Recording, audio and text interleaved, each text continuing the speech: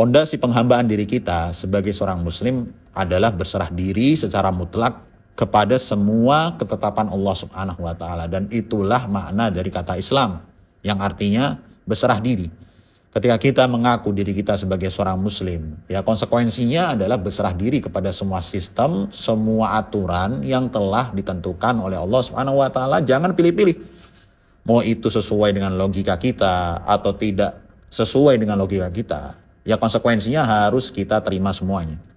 Dan itulah yang difirmankan oleh Allah Subhanahu wa taala dalam Al-Qur'an.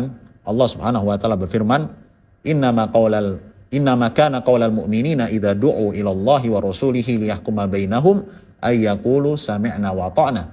Sesungguhnya jawaban orang-orang beriman ketika dipanggil kepada Allah Subhanahu wa taala dan rasulnya, respon mereka adalah kami dengar dan kami patuh.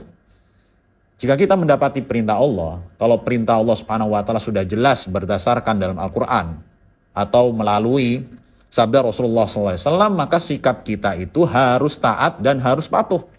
Jangan sampai kita mendahulukan akal daripada dalil. Yang sesuai akal baru kita kerjakan. Yang tidak sesuai akal tidak kita kerjakan.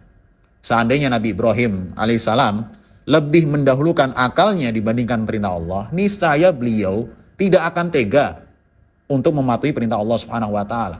Niscaya beliau akan berpikir panjang, tidak langsung mentaati perintah Allah Subhanahu wa taala ketika diperintahkan untuk menyembelih anaknya Ismail alaihissalam.